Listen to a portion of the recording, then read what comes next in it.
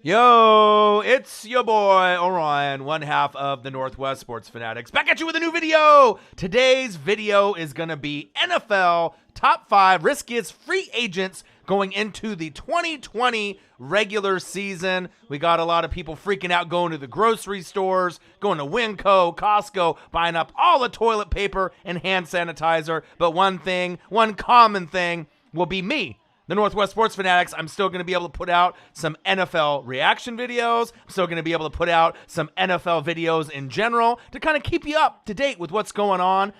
There's not really a whole lot going on. Obviously, right now I'm watching the Chiefs and the Chargers from 2018 on NFL Network. I hope everyone is having a fantastic Friday. I've been putting out some reaction videos from some of the studs, obviously, that are going into the NFL draft. As we've seen, Isaiah Simmons, Chase Young, did those two today. Jalen Anthony Brown in the building. How are you? 6 Inc. in the building. Corona has got everyone scared. I ended up going to visit my mom today and had lunch with her, and she's a little bit older. You know, she's in her 70s, getting towards the 80s, getting a little bit older. Tess is in the building. Happy Friday the 13th.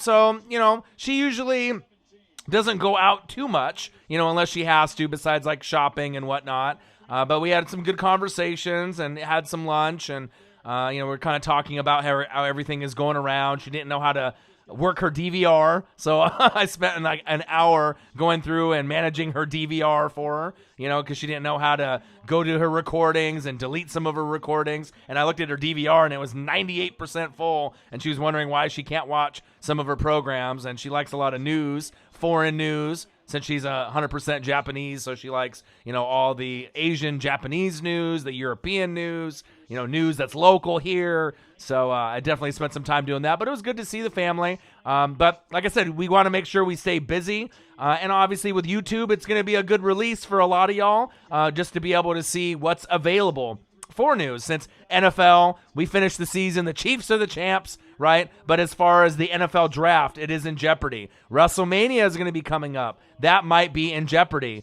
We got SmackDown, Raw, NXT, AEW may be in jeopardy. And as far as all the other leagues, with soccer, right? With XFL, with MLB, NBA. I mean, everything is on lockdown right now. So I think a lot of people are going to be spending time with family. Maybe not on technology as much, but maybe they will be, just looking for something to keep them entertained. So I definitely will be putting out a lot of reaction videos. I talked to Marcus by text message today and told him, hey, if you want to link up, on the weekend, he can come through on Saturday or Sunday, whatever works for him, maybe both days, depending on his schedule. So maybe we'll get some reaction videos out, maybe even a live stream together, depending on if he's got the time. And then once I get my new job, and I know my schedule on Monday or Tuesday, then we'll be able to kind of coordinate maybe a little bit better with him coming through. But I hope everyone is having a good Friday. Don't necessarily want to say Friday the 13th, but I hope everyone is having a great Friday. Today's show is going to be all original content, because anytime, I put a show together, an NFL top 5, an NFL top 10, it's something that I'll either see on NFL.com or ESPN.com, and I'll make my own rankings, or it'll be just an original content through Bleacher or something that maybe I just came up with. Today's show, obviously, through NFL.com. They were going over some of the riskiest free agents, and I thought that would be a great topic. Plus, we can kind of go over some of the big moves that have happened today. A lot of releases, which is pretty crazy. Jalen Anthony Brown says, stay home, taking care of your man. He says, how am I doing? I'm doing great, man. Hope everything is going good with you. 6 Inc. is in the building. Tess is in the building. Hopefully everything is good. So we got NFL top 5 riskiest free agents going into the 2020 regular season. There's plenty more than 5, but I wanted to do my top 5. Make sure you guys subscribe to the channel. Smash that like button either now or on your way out. Donate to your boy either on here, patreon.com/NWSF. And if you're looking for merch, Northwest Sports Fanatic merch, link is below every video on our YouTube page. I did start a GoFundMe because obviously my dream, as a lot of you guys know, is opening up a YouTube studio, a Northwest Sports Fanatics YouTube studio here in my hometown, doing it in Beaverton where I grew up. Obviously, it's going to take time to be able to raise money. It may take years before I get to that point unless we get a very well-off or wealthy donor, female or male, that wants to invest in us. So that way, not only that we have a studio to do our recordings in, but then that way I can help other people, with their dreams on YouTube and make their dreams come true. Give them a positive place in the community. I've always wanted to give back. Obviously, the initial goal is $10,000, which is a very hefty goal. The $10,000 goal is just the starting point, because you got to think you're going to have enough money to be able to rent out a building. Then once you rent out the building, you're going to have to get equipment like the IMAX and the speakers and the green screens, and then internet costs, television costs, just startup costs. So if anyone can end up, donating even $1, $2, $3, $4, you can go to www.gofundme.com. Just type in Northwest NW space sports space fanatics, and it'll show the little description on what I'm doing. I definitely, have this dream. It is very important to me. It's not to become rich. It's not to become YouTube famous. But if I can give somewhere positive in my community, at the age that me and Marcus are at, showing that age does not matter when you want to pursue your dreams. And if you want to be a rapper, a singer, a gamer, whatever that may be, right? It'll give you a place to go where you can be supported by 10, 20, 30, 40, 50 other YouTubers that all have the same dreams and aspirations. So if I can make those dreams happen and make someone else's dream come true, and being in a facility where we can all hang together, we don't have anything like that here in Oregon, and I'm definitely going to keep grinding and grinding and grinding, not only to get this channel to 20,000 subscribers, 3 million views, then to 30, 40, 50,000 subscribers, 100,000 subscribers, no matter how long it takes, right? 3 million, 4 million, 5 million, 10 million views. But if I can end up getting this, up and running at some point, if there's going to be some kind of athlete or actor or actress or rapper, whoever wants to possibly invest, maybe Dame Dollar, here in my hometown, it would be definitely a dream come true to be able to give back. So people, if they don't want to do alcohol or drugs or be in a gang, just to keep themselves occupied where people are positive, that actually have goals and dreams. That's a real big thing. So you can always check it out on our Instagram, Northwest Sports Fanatics, on my Twitter, Orion_NWSF, and Marcus_NWSF, as well as our Facebook page. So anytime that you can do that, that would be fantastic and great. But again, I hope everyone is having a fantastic day. Nathan Dotson is in the building. He says, "Sup, oh Rizzle." What to do? I have ate dinner already. I'm obviously on a little bit of a diet, and money has been pretty tight, obviously, with everything with this, coronavirus. A lot of my friends lost their jobs temporarily, working at food establishments. I have a lot of friends that are going to be working from home starting next week. So a lot of changes. It's been a lot of struggle. Obviously, going from the tire job is just too physical. So I need to find something that's going to be indoors, a little bit more in my wheelhouse, whether that be phone sales, through like a Comcast or, some other establishment, or doing warehouse work. But I definitely need to make sure I get some kind of, funds coming in, because I don't want to be homeless. I'm still going to be grinding on the YouTube, but it's not paying enough at this point, just YouTube alone, to pay my rent, to pay my cell phone, and to pay my credit card, which is not very much. I don't need a whole lot to live. So donations really do matter, especially when you look at your bank account and there's not a whole lot in there, and you got bills and you got things coming up. So, but I know I'll be able to get something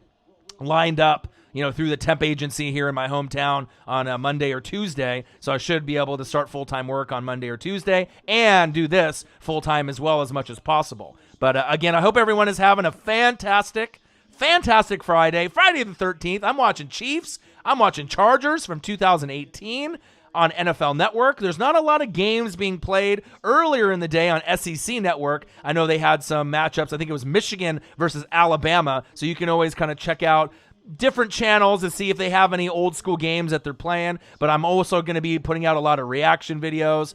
Jerry Jeudy, I definitely put that out. CeeDee Lamb, I put that out. And then obviously today, obviously I put out a couple of those. Chase Young, Isaiah Simmons. So if you guys get bored and are looking for some more content, I'm definitely going to be throwing it out there so you can see the highlights of some of the studs. And then maybe on the weekend, Joe Burrow, Tua, Herbert, maybe I can do those with Marcus, and maybe some of the running backs like Jonathan Taylor from Wisconsin. Let's go over some of the headlines today before I get into the show. NFL Top 5 Riskiest Free Agents going into the 2020 regular season by your boy Ryan and the Northwest Sports Fanatics. Make sure you guys subscribe to the channel. Smash that like button either now or on your way carry out. Donate to your boy either on here or through patreon.com/NWSF. You can also go to our GoFundMe, www.gofundme.com, and type in the search bar NW space sports space fanatics and donate for the cause to make my dream come true with the YouTube studio here in my hometown, to be able to give back to the community to make their dreams come true, because a lot of times people don't have the money for the equipment or the resources, and that'll be something that I know that the community is really going to back me, and the news networks and everything out here once we can get it established, whether it takes 6 months, a year, 2 years, 3 years, whatever. But I wanted to at least get the GoFundMe out there and, get it started. And then I know eventually the right person will see it and be able to help me out, unless I start getting enough money, through YouTube and my job, where I can start putting in my own money as well to help the dream come true. So let's go over the headlines today. So the Minnesota Vikings release Xavier Rhodes. Rhodes closed. He used to be a good player. Remember that? A couple years ago? You remember that? Linval Joseph, right? They let him go as well. But Xavier Rhodes, his stats have been kind of going downhill, and he was getting torched, right, last season. So I can see why they're trying to move on. So they don't really have a lot of pieces left at corner. So safe to say, in the first or second round, they are definitely going to be going for a corner, and they're going to be trying to get the best one as possible, in that position that they have, unless they trade up. Bears, Chicago, Trevathan, Danny, 3-year extension, so that's interesting. They're wanting to keep some of their core pieces there. Chicago Bears, Danny Trevathan stays. Hunter Henry, the Chargers placed the franchise tag on him. The franchise tag. Not surprising. You know what I mean? I always figured that Hunter Henry was going to be a guy that they would tag up. Now the big name is Austin Hooper. He's going to be the one that's going to be able to get the money.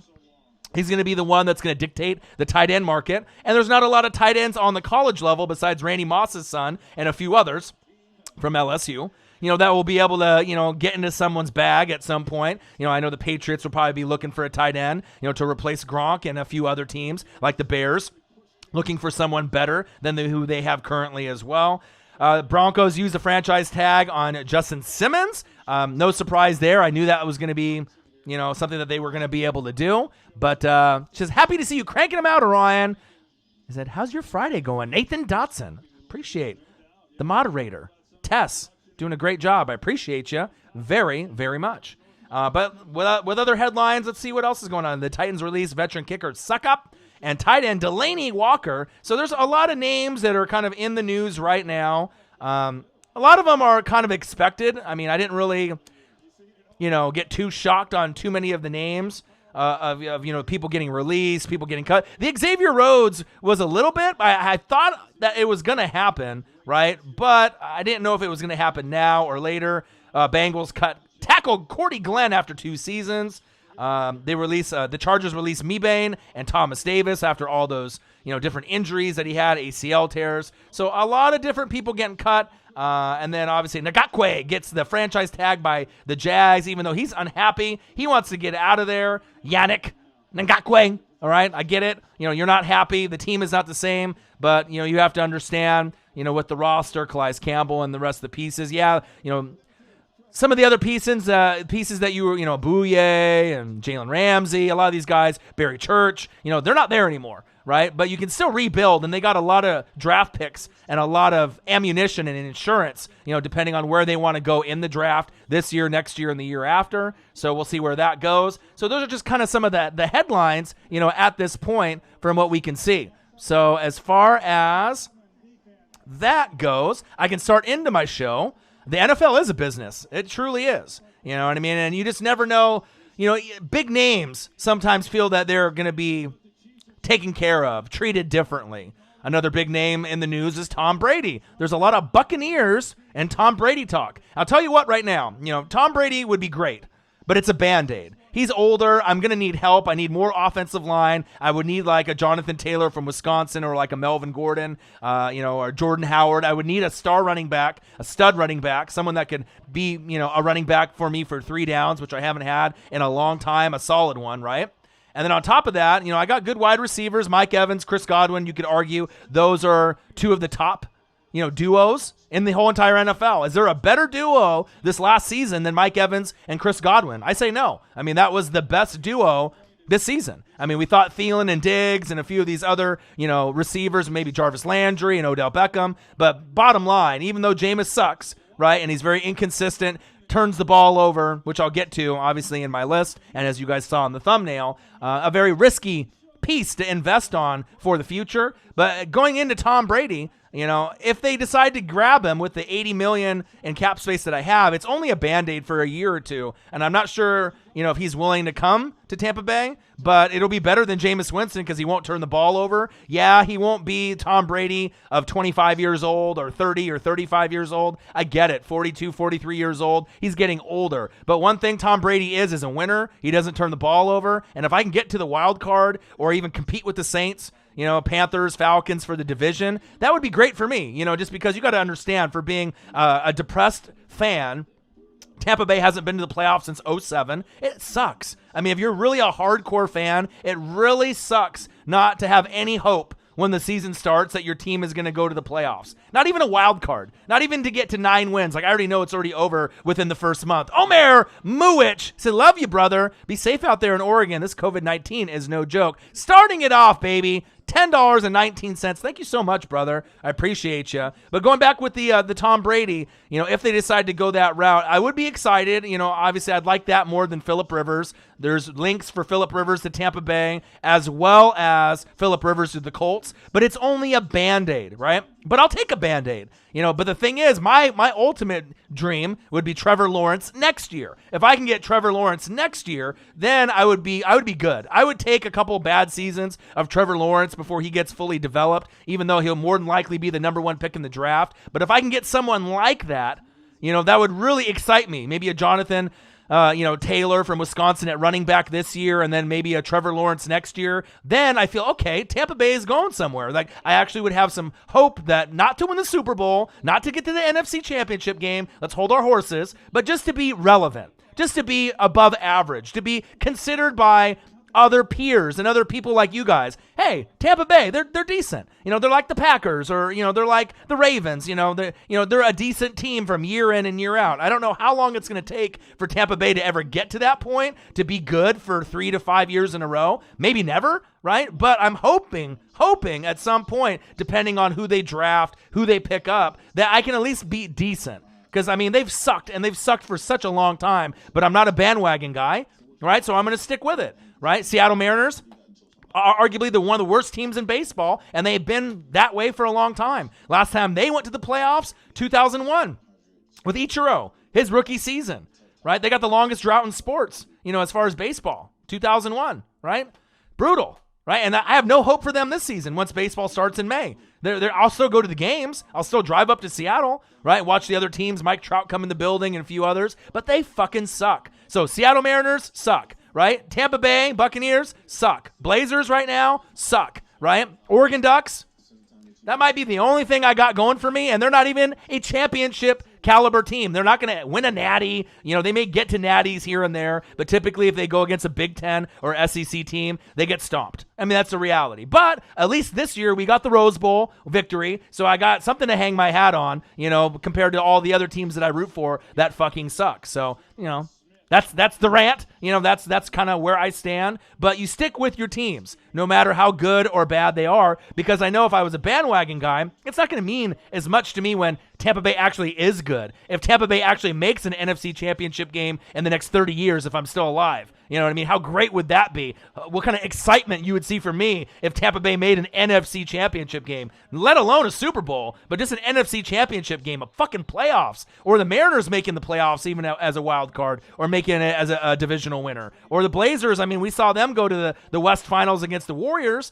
Didn't work out. You got swept, right? But no one was going to beat the Warriors but the Warriors themselves, and they got injured, and then obviously we saw Kawhi go off. But I feel if KD and Clay didn't get hurt, I truly feel that the Warriors would have been able to find a way to win that series, but that's come and gone, right? And then at least I know from year to year, typically the Ducks, and with the recruiting, that's going to be my most consistent team, my favorite team, and the team, all these teams I've been rooting for, Blazers, in the mid-'80s, right? Mariners in the 80s, the Ducks since the 80s and 90s, and then Tampa Bay is probably my latest one, 1995, the year that they drafted Derek Brooks and Warren Sapp. But, you stick with it. You got to stick with it. So I want to get into the show now, since I went over some of the, headlines of people getting cut, and then I got the generous donation by one of my favorite, fanatics in the building, Omer Muich, $10.19. Love you, brother. Appreciate you. So be safe out there in Oregon. The COVID-19 is no joke.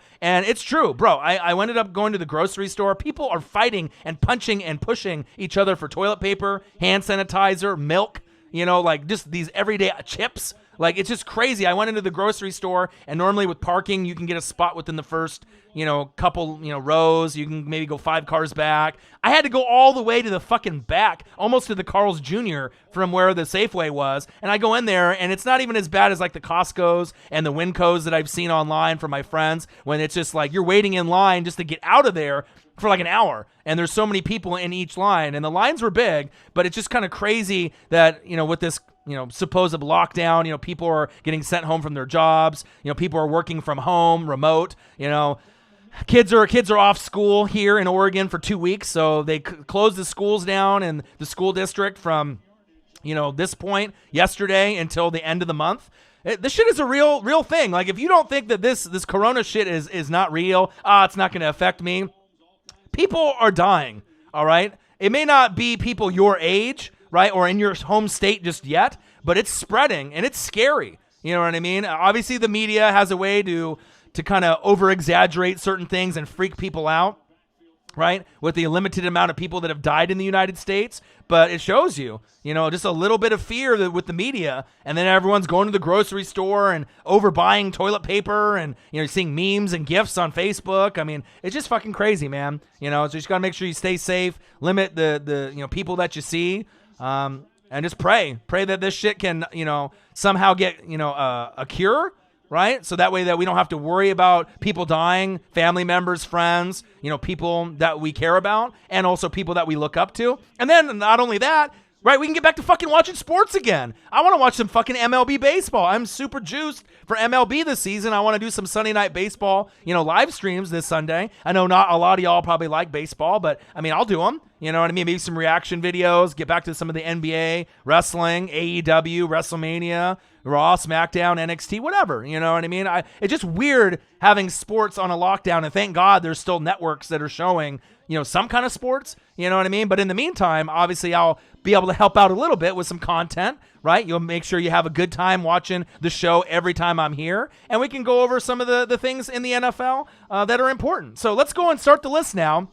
NFL riskiest free agents 2020 regular season by who else but me, your boy Ryan, and the Northwest Sports Fanatics. Make sure you guys subscribe to the channel. Smash that like button either now or on your way out. Donate to your boy like Omer Muich did. Thank you, brother. Appreciate you very much. $10.19. And if you're looking for merch, Northwest Sports Fanatic merch, link is below every video on our YouTube page. You can also donate at patreon.com/NWSF. And if you want to support the GoFundMe cause that I opened up yesterday so I can open up a YouTube studio here in my hometown to give back to my community, www.gofundme.com. And then you can type in the search bar NW space sports space fanatics and make a donation if you could. Even any little amount will help. We already got our first donation this morning, $5. And the initial donation amounts are going to be sometimes, a little small, $1, $2, $5. It don't matter. Anything counts. And obviously the ultimate goal to start off, the breaking point will be $10,000, right? And that's going to be able to open up a building, pay for, the rent, pay for the electricity, to get the equipment, to pretty much get the studio up and running for my community out here. We may need more money than that, but at least I started it just to get the breaking point out there, and we'll see. I mean, I don't really know how much support I'm going to get from friends on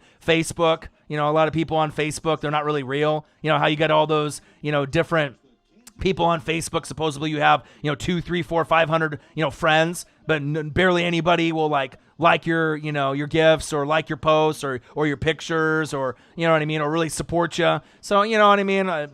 Facebook is whatever, it is what it is, right? So I don't expect a whole lot of support there, because even when we were doing our videos for Northwest Sports Fanatics on there, they didn't believe in us. They didn't think that we had anything special. They just thought, these guys, these are the guys that we party with. And then obviously we went to YouTube, and now we're almost at 20,000 subscribers and 3 million views in a couple years, and now maybe flipped a switch a little bit. like Drake would say, right? And then now they're like, oh, okay. But it's a lot of hard work, a lot of dedication. But hopefully a lot of the fans on the YouTube channel, like y'all, if you guys can help out there, it would be fantastic. So you can go to NW Sports Fanatics, Northwest Sports Fanatics on Instagram. You can go to my Twitter and see some of the information on there, Orion_NWSF, on my Facebook page as well as, going to anything that I post. There'll be some information on the links as well underneath, like the descriptions and the videos. That'll have some of that information as well. But you can go to www.gofundme.com and then just type in NW space sports space fanatics. There's a link, right? But the thing is, the link is like 500 things. www.gofundme.com, XYZ, 123, Spider 2Y banana. It's crazy. It's a really long address, so I couldn't put it in there. But I appreciate you guys. I love you guys. And let's get to the list. NFL Riskiest Free Agents by your boy Ryan and the Northwest Sports Fanatics. Number 5. This will be a name that might surprise you. I don't know how risky it is to a lot of you, but to me, there's a little bit of risk. Not risk at number 1, but number 5. He's a running back. He held out because he wanted money, right? The team said nope, and then they ended up giving his boy money just a few days ago. When he goes to his new team, right, is it going to be the right fit? 26 years old, but when he came back, right, just this past season, right? 3.8 yards per carry. Not that good, right? Can he be a solo workhorse back? That is the question. The Buffalo Bills are a team that is linked to him. Anyone in the chat, who am I talking about? Do you know? At number 5, NFL Riskiest Free Agents. And this one isn't as risky as maybe the 4 that I have in front of them, but there's a little bit of risk here depending on how much money you pay him. I'll say this. For the Tampa Bay Buccaneers, if I could get this running back to come to my team, I would be ecstatic. I think there's a few teams that would love to have him. He has something to prove. And he said, Ayub put in Melvin Ingram. Not Melvin Ingram, but Melvin Gordon. Right? There you go. You were starting to, there you go. He said Frank Gore. Melvin Gordon, running back. 26 years old, 3.8 yards per game, per carry. And like I said, prior to the holdout, right, and the lockout, right, he was great. I mean, he was scoring touchdowns. The first season he came in, from Wisconsin, we were like, and he didn't score any touchdowns. You're like, what the fuck's going on here? But then he started to get acclimated to the playbook, the NFL, and he started to dominate for a few years after that. I still like this player a lot. It seems like a lot of the sports heads and the pundits and the experts are really worried about him. Because if you're going to go Eckler and you're like, fuck you held out, and then you thought you were going to get the money, and then you didn't really do that much when you came back, but he still thought for sure he was going to be a member of the Los Angeles Chargers, and they're like, nope, Austin Eckler, that's our guy. That hurt. That was like knife to the heart to Melvin Gordon, don't you think? That's got to hurt a little bit. You know what I mean? For all the stats and all the accolades and all the touchdowns and all the memories, but I guess if you're moving on from Phillip Rivers, you're going to move on from Melvin Gordon. I still like him. I still think that he has a chance to make a name for himself and do big things, but look out for Melvin Gordon, and it's not necessarily I don't believe in him anymore, but I feel it depends on the team, and if he's going to be, with like Devin Singletary with the Bills, and they can split the carries, or if you're going to go to another team and try to be the workhorse back, it might not be the right fit, depending on where you go. If the O-line is shaky, you got a shaky O-line, it might be someone that you overpay and that you regret when you could have got somebody maybe in the draft or another player in free agency. Not saying that necessarily Jordan Howard is better, right? But you want to kind of pick and choose, and you got to be really careful with a player like that. But hey, if Tampa Bay was in the running, I'd rather have Jonathan Taylor from Wisconsin personally. But Melvin Gordon at number 5, NFL Riskiest Free Agents in my book. Just depends on the fit. It has to be the right fit. And I want him to prove me wrong and to get back to getting 4.5, closer to 5 yards per carry. I know that's tough. You know what I mean? But he's a stud. It's Melvin Gordon. You know what I mean? He's not a shitty player. He's 26 years old. You know what I mean? It's crazy. He says Frank Gore will be the first running back to play to 40. Who knows, man? He's amazing. He's a Hall of Famer. He's probably got the best stats for the lower name running back of all time. Like if you look at his stats all time compared to all the greats, he is a first ballot Hall of Famer. But when you say Frank Gore, first ballot Hall of Famer, a lot of people kind of like, right? But if you actually look at the yards, you look at the carries, the touchdowns, how long he's played, watching him at the U, right? The U. And then obviously his heyday in San Francisco for the Niners. He's been a fantastic player, but it's like those guys that you feel that are like right on the cusp, those like guys like Clinton Portis, Frank Gore, a lot of the guys from the U, you know what I mean? Edgerrin James. Is he a Hall of Famer or not a Hall of Famer? It's debatable, depending on how you personally feel, if you remember watching those guys, but they had a lot of good memories when they were great. Number 4. Number 4 is one of the best offensive tackles, best left tackle of all time. He's one of the best, right? He played in Philadelphia for a long, long time. He is a first ballot Hall of Famer, but one thing for him, he's 38. He's a little bit older. Can he finish a 16-game season now after the Eagles let him go? Or if we go to a 17-game season, can he hold up? He missed 7 games in 2017. He missed 3 games in 2019. He's great, but I'm not sure if his body can hold up. If you overpay, you may be hoping that you didn't. You know what I mean? I know Eagles fans, this was a little tough because this was like the staple of your team for many, many years. And like I said, in the NFC East, you got Tyron Smith. Obviously you have Trent, and some of the issues that you have at left tackle there, if you're going to get anybody in return for him and the whole fiasco with him holding out and whatnot, right? But I'm talking number 4, Jason Peters. Can he still play at 38? Will a team pay and have him on the roster? Is he a Hall of Famer? Yeah. But I just don't know if he can withstand the physical beatings and the beatdowns that he's going to have from the edge rushers coming into 2020. So depending on how much you pay, you could get a steal if he can stay healthy for that year, right? But there's a lot of guys that are a little bit better than at this point of his aging career, even though he is a first ballot Hall of Famer. Number 5, Melvin Gordon. Number 4, Jason Peters. Buyers beware. Don't pay too much. There's a lot of guys in the draft and free agency that may be quite a bit better. Number 3. Number 3 is a one-trick pony. He is a wide receiver. He's looking for $12 to $15 million a year. He's never had a 1,000-yard season. He's 11th in deep receiving yards since 2016. People in the chat, who is the number 3 NFL riskiest free agent at wide receiver? Any guesses? I know some of y'all will get this. Who is it? 12 to 15 million a year. And he might get it just because of the market. But depending on what happens in the draft, right? This player and a few others, another one on San Francisco right now that used to be on Denver.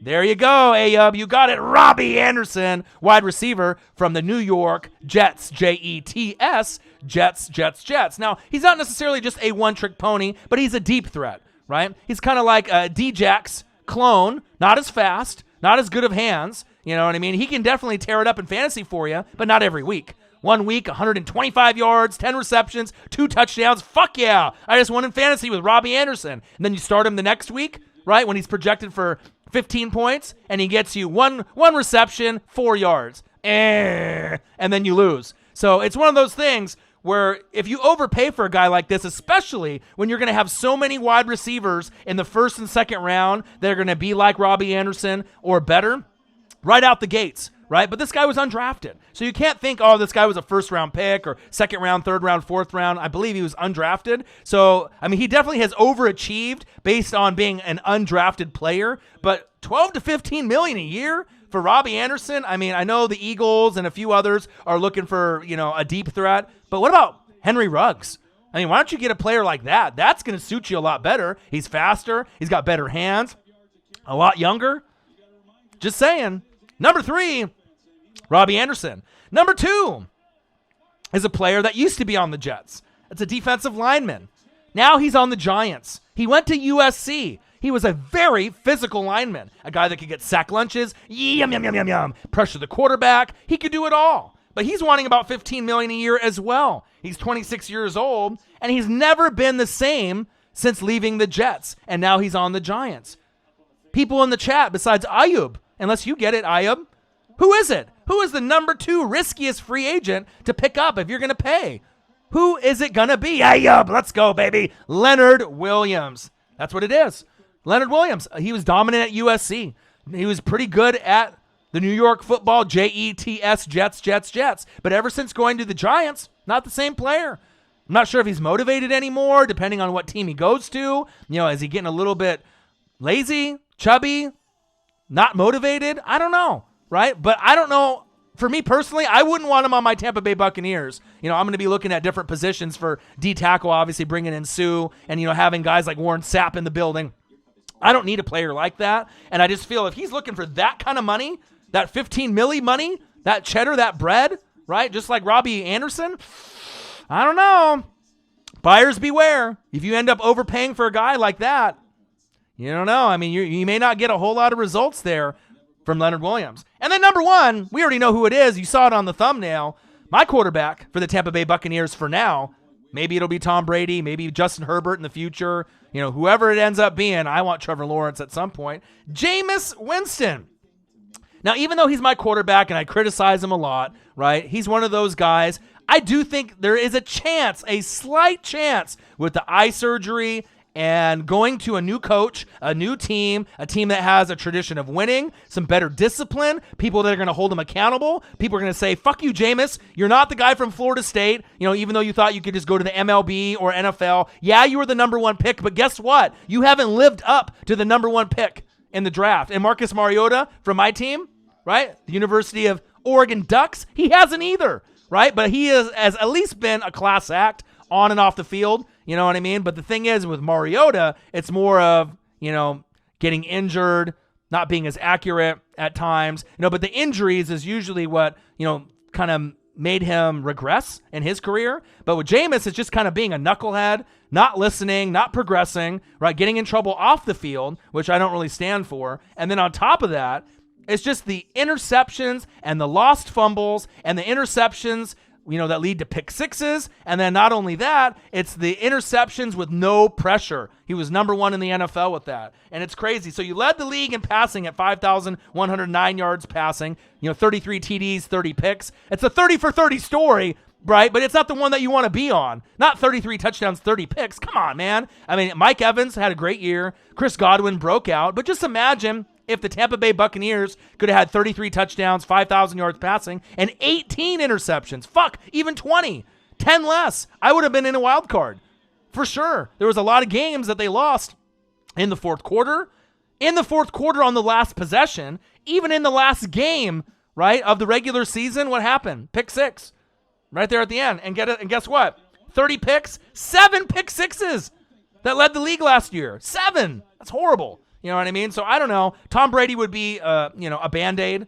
Tom Brady would be a guy that at least he's not going to turn the ball over. I'll take him over Jameis Winston. You know what I mean? But God, it's kind of like a double-edged sword. It's like I like Jameis Winston, even though that he can't throw the deep ball that accurately at times. He'll get hot, here and there. Jameis Winston. At times he'll get hot for like a quarter or two, and he'll look great. Right? And he can throw up, 14, 21 on the board. Bang, bang, bang. First down, 40-yard bomb. But a lot of that is just the athletic ability of Mike Evans making him look good, and Godwin and Cameron Braid and O.J. Howard and whatnot, and the running backs that I have. But just the turnovers, is like you have all those turnovers. I mean, those are L's all day, and that's the problem. It's not like we think that Jameis can't make the NFL throws. It's that he just doesn't listen to the coaching staff. He's not getting better. He doesn't go through his progressions. He stares down his wide receivers and tight ends. He doesn't have that same zip on the ball. He's not accurate when he throws 20 yards plus down the field.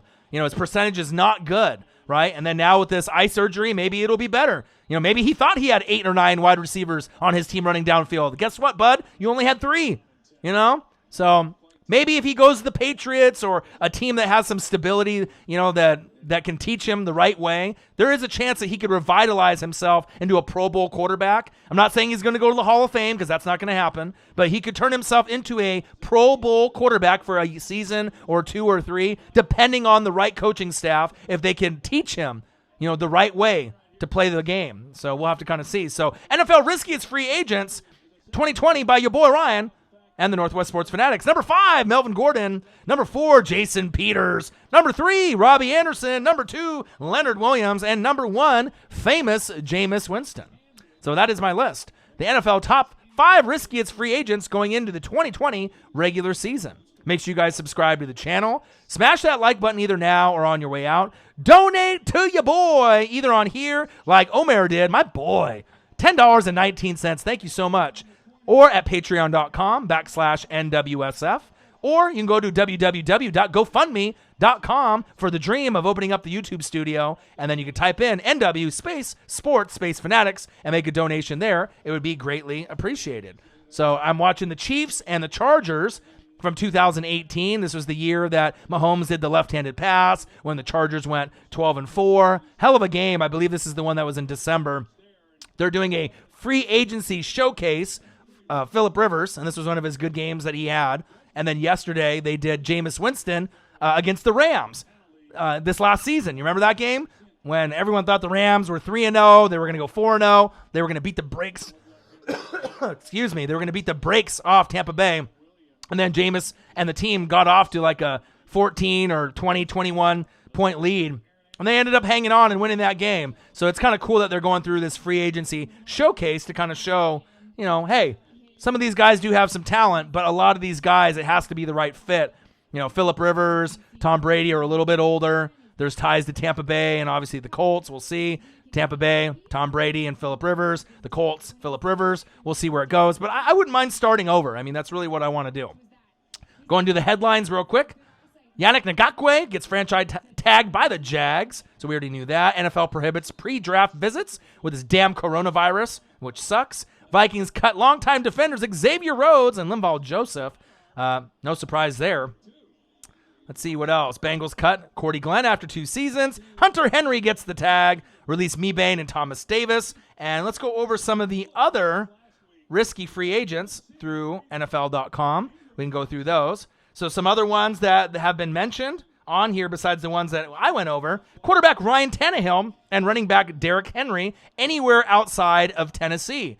I agree and I disagree because, obviously we saw Tannehill kind of revitalize his career, but I've never really thought Ryan Tannehill was a bad quarterback.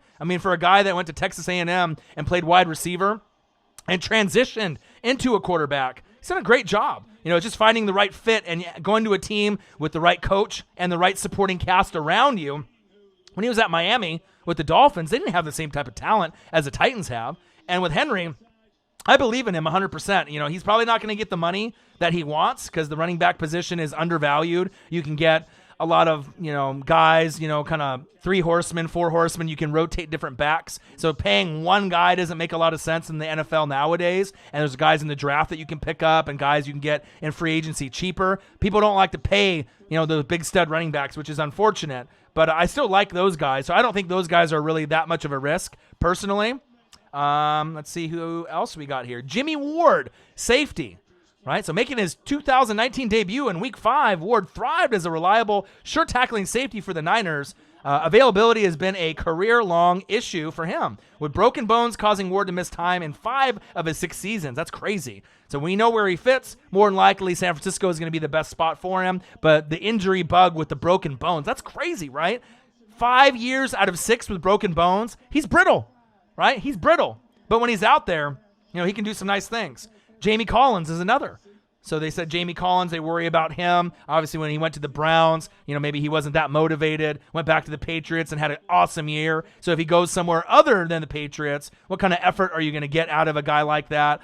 We have to kind of wait and see. But the ones that I had, I felt were the ones that were the right choices for top 5. Like I said, I believe in Ryan Tannehill. I think he can go anywhere. I would take Ryan Tannehill on Tampa Bay. I would take Ryan Tannehill over Jameis Winston. I would take Ryan Tannehill over Teddy Bridgewater. I would take Ryan Tannehill over Phillip Rivers at this point in his career because just Tom and Phillip are a little bit older. But if Tom Brady is willing to come to Tampa Bay for a year or two, I'll take him. That's going to be better for me than Jameis Winston. You know what I mean? Am I going to be able to go to the Super Bowl and win with Tom Brady on the Bucs? Probably not, right? Am I even going to get to an NFC Championship game? Probably not, unless they get a running back and better O-line and build up that defense. But it at least will put butts in the seats, and it'll get me a little excited knowing that when it's in the 4th quarter and I'm down by 7 or down by 10, I actually have a shot with a guy that's not going to turn the ball over as much as a Jameis Winston. He's a winner. If he's going to get sacked, he'll take the sack. If he's going to feel the pressure, he'll throw it away. Instead of Jameis just staring down the tight end or wide receiver and throwing a pick six, Tom doesn't do that. So I feel that Tom definitely, the most likely scenario is him going back to New England. I can't really see him playing anywhere besides New England. A good fit for him would be the Niners, because obviously he was a fan of the Niners. He grew up in California. You get rid of Jimmy G and put Tom Brady in. I mean, obviously, if you do that, you're just trying to win the Super Bowl now. But usually when you have a franchise that has, a core of guys, you only have about 4 or 5 years. Colin Kaepernick, Patrick Willis, Navarro Bowman. They had their moment for 4 or 5 years against the Seahawks with the Legion of Boom, right? Marshawn Lynch and Russell Wilson. They both went to Super Bowls. Seattle went to 2, won 1, lost 1. Obviously the Niners went to 1. They lost to Ray Lewis and the Ravens, and they typically don't make too many appearances in the NFC, AFC championship game, depending on those different teams and situations, right? If you have a 5-year run with the squad and you can keep the core, your best case scenario is 3 NFC championship games or 3 AFC championship games, but realistically in 5 years, it's probably going to be 2, and out of those 2, you got to win 1 or both, and then you got to win at least 1 Super Bowl out of the 2 if you have 2 opportunities. If you only have 1, you got to get it, because if you don't get it, you may not get there again, and if you do get there again, there's no guarantee that you're going to win, because obviously we've seen with Joe Montana, he got it done. Steve Young, he got it done, but obviously with Kaepernick, right, and Jimmy G, Pornstar Jimmy, they're not the same. They are not Joe Montana. They are not Steve Young, right? So, and going against, obviously, Patrick Mahomes, that's going to be really tough. So, I mean, for years to come, if it's him or Lamar Jackson, I mean, it's going to be really, really tough to get past some of these teams that have the youth in their favor, and that's big facts.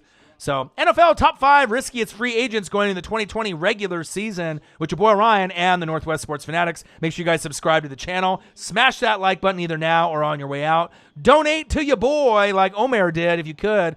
We greatly appreciate it. And if you're looking for merch, Northwest Sports Fanatic merch, link is below every video on our YouTube page. And it's crazy with YouTube. I don't know what it is with our fan base. If they're just mad that we're not making them enough money. They're not promoting us the same way, which is kind of sad, because I feel that if they just promoted our videos more, that's more money in their pocket. Like if I do a reaction video and then you promote us like you did the first couple years, right, and we get bigger views on videos, right, that's more ads that you can put on our videos and more money that you're going to make. It's not money. We didn't make any money on our YouTube channel the first 2 years, 0. Very, very little, no money, because all the videos that we did with reaction videos, we got no money off that. That was money that, because of the copyright. So, whether it be the NFL or Google or YouTube, they put their ads on our videos that would hit 10,000, 20,000, 50,000, 100,000 views, and they would eat off that, right? And then when we started trying to do the live streaming, they wouldn't promote us as much because we're not doing as many reaction videos, so we're not making them as much money. So they're like, all right, well, screw you then, and then... it makes it a little bit harder for us on our end, but, it is what it is. Young Nola is in the building. But, it is at some point, if you're a YouTuber, you want to be able to make an income off of it. You're not going to just do YouTube for the subs and the likes forever and not make any money. I don't see anyone putting in the commitment and the time to never be able to make something off their brand at some point. You know what I mean? So... yeah, YouTube, crazy. And then also, too, with them, they're turning off our fan base's notifications. Whether they have the notifications for all the videos, all the notifications, or just maybe some of our notifications, or some, the bell, they have the different options for the notifications. But it seems like a lot of the fans, like I said, they'll reach out to me after, like, dude, I didn't even get the notification on my phone at all. Right, which is really unfortunate too, because it's some of the loyal fans that they look forward to watching us. We love them, they love us. And if you're already going to cut us down and cut the legs off, with a lot of the almost 20,000 subscribers, and we have maybe I think they said it's from 5% to 20% is on average on YouTube for all notifications, and I think ours is pretty high. Ours is 13 or 14%, which is on the higher range of the spectrum. So we have about 4,000 or 5,000 supposed fans out of the 20 that get all notifications, but that's not true because they're not getting them. You know what I mean? Which kind of sucks, but. I mean, it is what it is. I know maybe some people have to go back in their account and kind of fidget with it, do this notification, turn it off, do another one, or maybe resubscribe, or I'm not really sure how it's going to go. But it just kind of unfortunate, but I'm still going to grind. I'm still going to put in the work no matter what. Appreciate all you guys very, very much. I hope everyone's having a fantastic Friday. Don't really want to say Friday the 13th with all this corona going around. But if anyone is in the chat that has anything that they want to talk about, comment below. Any topic that you want to touch on. It's funny that you, Tess, you put in the Taysom over Steve Young eventually. That's a no. Right, because Steve Young, for me, I'm old. You got to think that. I've been watching football since '85. There was a chance where, obviously, Steve Young was on the Tampa Bay Buccaneers, USFL. And we're talking about guys that Steve Young is one of the best, not only left-handed quarterbacks of all time, he's probably the best left-handed quarterback of all time. You got, Steve Brunell, Mike Vick, and, a lot of these other guys that, Mark Brunell. I was thinking of Scotty Mitchell. There's a lot of guys that are lefties, not a bunch, right? But, Scott Mitchell, Mark Brunell, Mike Vick, there's a few. And Tua looks like he might be the closest thing to Steve Young that I could see as far as a lefty, his scrambling ability. But to bring that championship home and to be like leading the league in passing, MVP, like if you look at Steve Young's resume, I'm a Niner guy too. You got to think when I was growing up, the Niners were my team. If I wasn't a Tampa Bay Buccaneer fan, I'm a big Joe Montana, Steve Young, Jerry Rice guy. I have a lot of memorabilia, a lot of action figures, autographed footballs, things of that nature, jerseys. But Taysom Hill, it's funny that you brought that up because Just Bombs Production just came out with a video of Taysom Hill in college, a college highlight package. So I was thinking about doing it for the Saints fans and NFL fans in general, just to kind of show, hey, Taysom Hill could be the guy that takes over. I like him better than Teddy Bridgewater, Teddy Two Gloves. I definitely like Taysom Hill a lot. He doesn't have the experience just yet to be that every down guy, but I think that he could do it. It would take away some of that Swiss Army knife, ability from, defense and special teams and RPO, and doing these like lining up at tight end, wide receiver. You could do a little bit of that, but not as much, obviously, at this point. But I love me some Taysom Hill. I really do. He's the best Swiss Army knife that we have in NFL today. And I think I might do that reaction video sometime maybe this weekend. Maybe I'll do it with Marcus because I know he loves Taysom Hill as well. So maybe I'll save that for both of us to do together. I haven't seen it yet, and I know there's a few Taysom Hill highlight packages, but to see his college highlights, that's what we want to see, right? To see how he controlled, and I've seen some already. This kid could run like a running back. He could run the routes like a wide receiver, great hands. He could throw the football. Young Nola, my boy. I'm always repping you, big dog. Whoever gets richer and whoever gets famous on a different tip sooner, right? You take care of me, I take care of you. We're a team, brother. You know what I mean? No matter what, whoever gets that payday first, whatever that payday is, whatever that door opens up, for you and whatever label and with me, with the channel or the YouTube studio, keep grinding, man. And I really appreciate people that have dreams and that grind. You know what I mean? We stick together. Because there's not a lot of us out there. You know what I mean? And we all have the same things in common. People hating, people not believing in us. Some people love us. Some people appreciate us. Some people give us, good encouragement. But there's a lot of fakes out there. A lot of people that say they support, but they don't. More on probably your end than my end here. You know what I mean? A lot of the people that want to pay attention to you. It's funny because the people that pay attention to you the most, I was reading a thing from Ice-T because I follow him on Twitter. He said the people that follow you the closest are your haters. And it's true. You know what I mean? Because they just can't stand you winning or trying to succeed. They want you to fail, but they're always watching.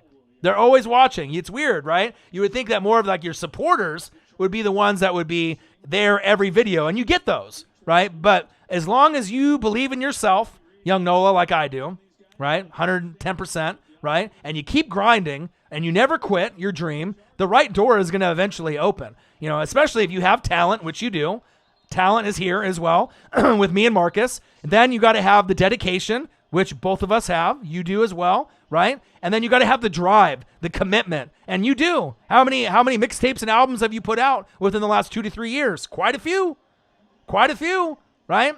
So you just keep working, you keep grinding, and the call will eventually come.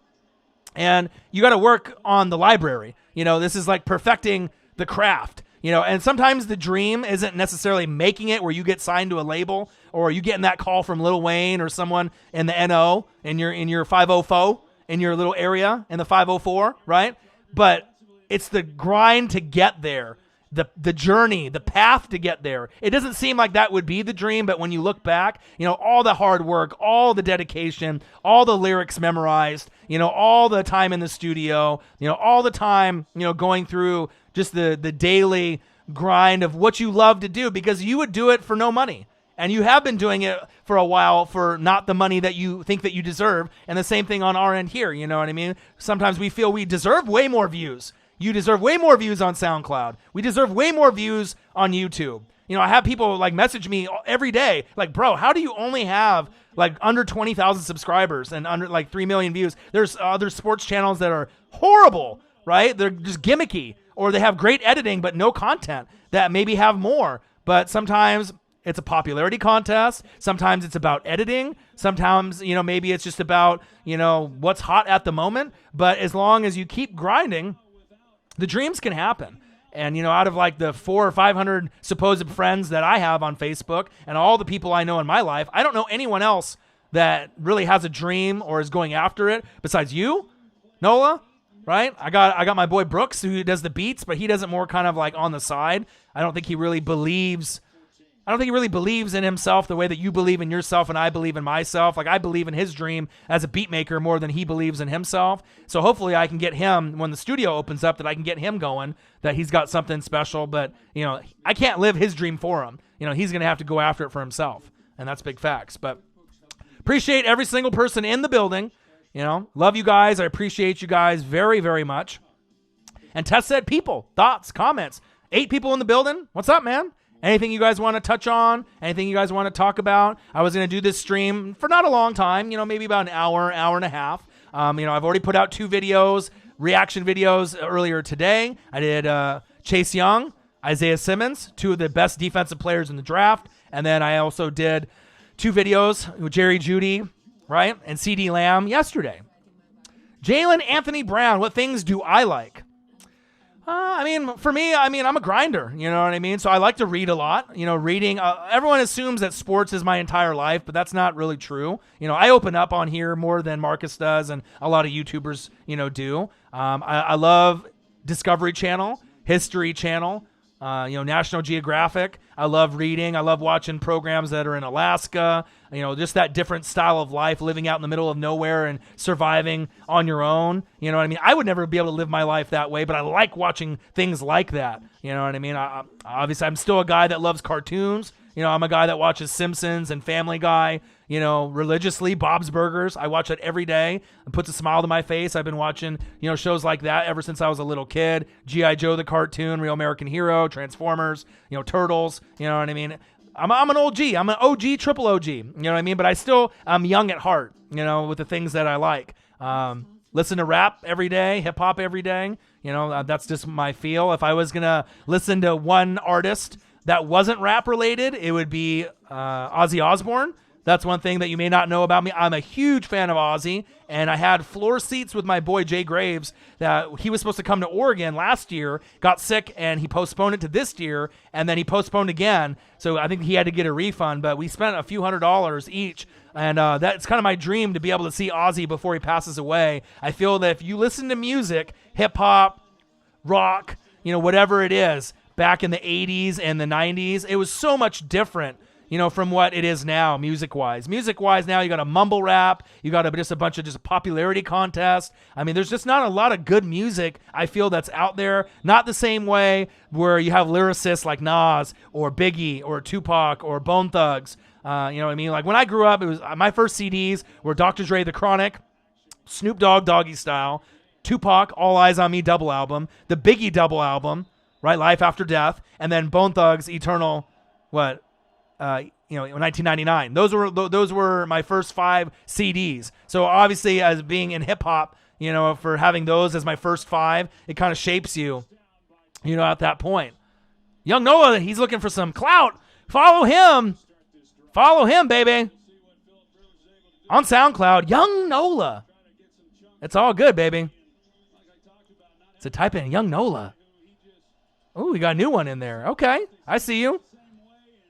Saw Ozzy in Tad Gormley Stadium not too long after Randy Rhoads died. No way. See, I've always loved, and see, if you know me, like everyone just assumes, like, oh, Orion, like I know you read like 8-9 hours a day, 10 hours a day, and you know, sports. But there's another side of me that people don't really know. I mean, I really do like, you know, being there for my friends. I mean, I'm kind of like the Dr. Phil. You know, I'm like the Dr. O. People come to me with their problems, and I could even open up on a YouTube channel based off that. You'd be shocked on how many of my friends, you know, open up to me. And sometimes I'll meet someone brand new, a friend of a friend, and within the first 20 minutes, they're opening up to me with their deepest secrets in their entire life, maybe just because they trust me. You know, they like my aura, my vibe. They know I listen. But I truly do care. And if you're my friend, you know, you're going to be my friend for life. And I think that's rare nowadays to meet someone that's genuine, that really wants other people to win, that really care about other people. So I spend a lot of my time, you know, reaching out to people on Facebook Messenger once a week, you know, reaching out, hey, how are you? Are you okay? Because I think a lot of people forget, you know what I mean? They're really,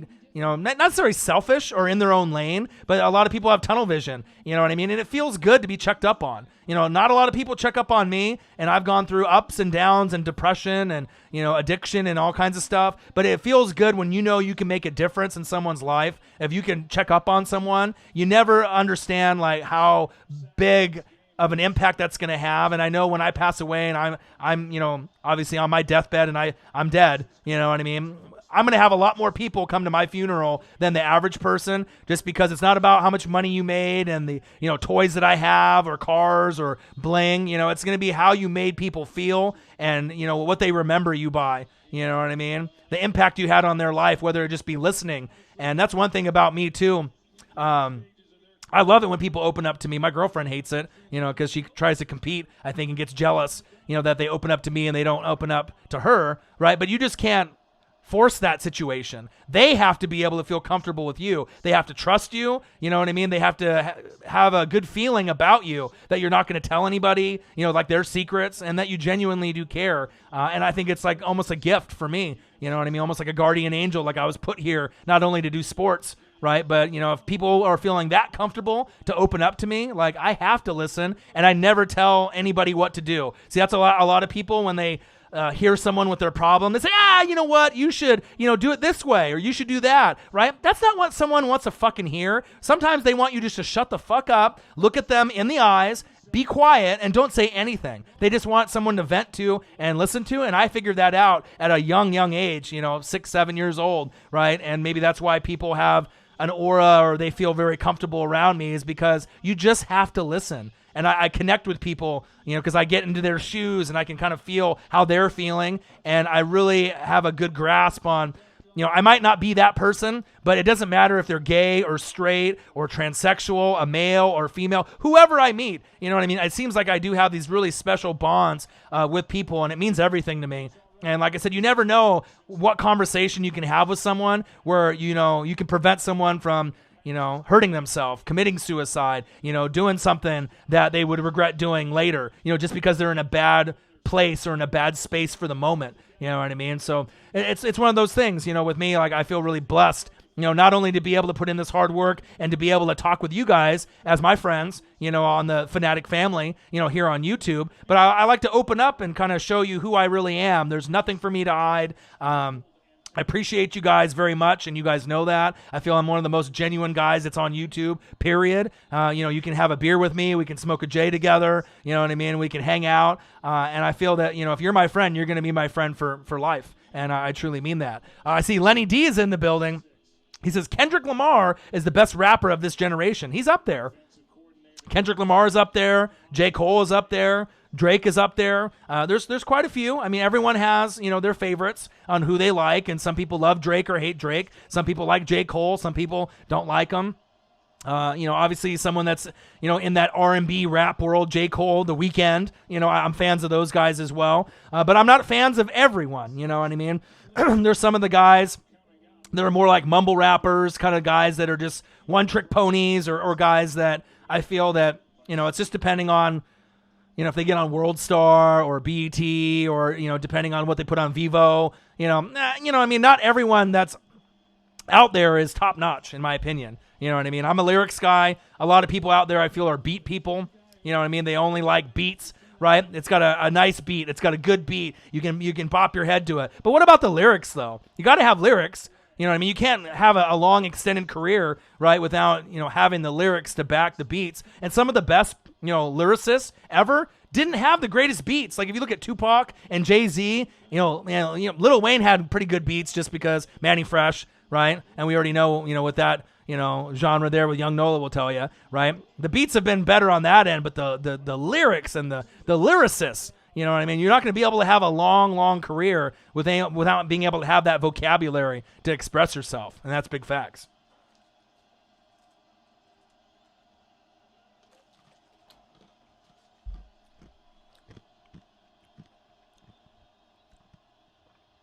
There you go. And music is important, for anyone that's had depression or has been sad or just in a rut. You got to be able to get outside. You got to be able to surround yourself around positive people. You got to see the sun. You can't be inside all the time. You got to listen to music. You know what I mean? You got to be able to do things that are going to impact you. You know what I mean? Yeah, I mean, I've been there. I was there just a month and a half ago. You don't mean to do it, but you just get so in your head and so down, you know what I mean, that you need to be able to be positive. And obviously in the sports world, I feel I can connect with people. Not only that, being Dr. O with some of my friends as well. And it's just the grind, man. You just got to be able to get yourself out of the rut, But I'll go over the list again real quick. NFL riskiest free agents going into the 2020 regular season. Number 5, Melvin Gordon, running back. Is he the right fit? 26 years old, 3.8 yards per carry. Is he ever going to be the running back that he was? I don't know. Austin Eckler got the money. Can he be the solo workhorse like he was in the past? I'm not sure. He might be. The Buffalo Bills supposedly are interested with Devin Singletary, him as a 1-2, but we'll see. Number 4, Hall of Famer Jason Peters. The Eagles said, see you later, but he's still a first ballot Hall of Famer. 38 years old. Can he finish a 16 or 17 game regular season? I don't know. Missed 7 games in 2017, 3 games in 2019. We will see if he can do it on another team. Number 3, Robbie Anderson. He wants 14 to 15 million. Some say as low as 12. That might still be too much money. He can go deep, but can he do anything else besides be that deep threat? And he's not that consistent. He's undrafted, right? But he's never had a 1,000-yard season. Let's see where he goes. Number 3, Robbie Anderson. Number 2, Leonard Williams. His best days may have already been ahead of him. USC, the Jets, now on the Giants. What's going to happen with Leonard Williams? Do I want him on Tampa Bay? Nope. But we'll see. I'm rooting for him. And number 1, Jameis Winston. 30 picks, 7 pick sixes, a league-leading 5,109 yards passing. But a knucklehead off the field. Seems like he's not getting better. Will he be able to succeed somewhere else? Possibly. I could see him putting up a couple Pro Bowl seasons before his career is over on the right team with the right coaches. Just saying. New England would be a spot, but obviously if you turn the ball over, you don't play. And then Jarrett Stidham would play over him. And that's big facts. And then just going over some of the news that's going on. Let's take a quick look. Yannick Nakaka gets franchise tagged by the Jags. No surprise there. NFL prohibits pre-draft visits with this damn coronavirus, which is horrible. Vikings cut longtime defenders Xavier. Roads closed. Guess what? The roads are fucking open because he couldn't cover anybody. Period. He couldn't cover anybody last season. That's why he's not going to be on the team. Sad. They only have, I think, Hughes left, so they're going to be drafting a corner in the first and second round. Linval Joseph, see you later. He's not on the team anymore as well. Cordy Glenn, see you later after 2 seasons with the Bengals. Chargers tag Hunter Henry, so that means Austin Hooper. Look for him to be able to get courted by a lot of teams. The New England needs a tight end, right? The Bears need a tight end. Who else needs a tight end? There's a few of them. But Austin Hooper, I like him. I think that he's got a lot of potential. Marcus isn't so high on him, but I feel with the available tight ends in the market this year, he's not bad. He had a pretty good season last year. He's a guy that could get 1,000 yards and 5 to 10 touchdowns in the right system. I like him. They released Mebane and Thomas Davis from the Chargers. Obviously we've seen some of the pieces getting kept on certain teams, and then we're also seeing some of the other teams not keep their guys. Bottom line. So if you love this channel's content, share it with your friends and family. Let them know, Tess. Support your boy. Yeah, and if YouTube will just let me get the people, to get the damn notifications, we'd have a lot more people in the room. You know what I mean? But it's okay. I don't mind grinding, you know what I mean? And like I said, it's Friday. You're going to have sometimes one person in the room, 2 people, 5 people. Other times you're going to have 10 or 20 or 30. Sometimes hopefully at some point we'll have 40 or 50. But it's kind of nice because that way I can acknowledge everyone no matter how big that we get. I'm always going to grind. I never get disappointed on how many views I get on the videos and when I do reaction videos or if I do live streams. You know what I mean? It's all about just me spending time, with the people that I care about that love sports, and I love them. And that's bottom line. Teddy Two Gloves, where is he going? Fucking A, I don't know. I don't know where Teddy Two Gloves is going to go. Where is he going to be courted at? I mean, maybe the Chargers? I'm not sure if that would be the best fit for him, Teddy Two Gloves, and they still have Tyrod Taylor there, don't they?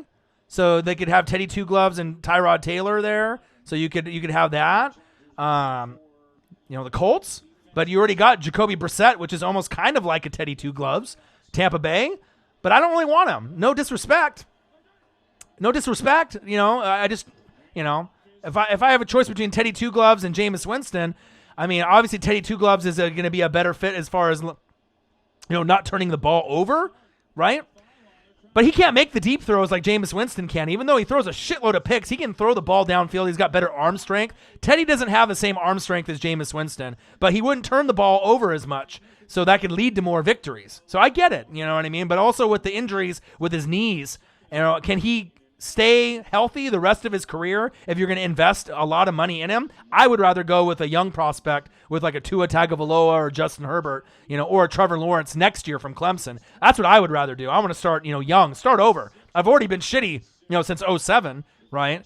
Why not just start over and just build the roster? Or if they go for Tom Brady, fuck it. I'll take Tom. If he wants to come for a year or two, I'll take him. You know what I mean? I got a shitload of cap, so it's not really going to hurt me if they overpay him. If you want to pay him 20-some million a year, to come to my team for a year or two, fuck it. As long as that helps me get to the playoffs, hopefully get to a wild card, compete for the division, with the Saints. I don't know how good Carolina and the Falcons are going to be, but hopefully, if I had Tom, I wouldn't be on the bottom end of that pool.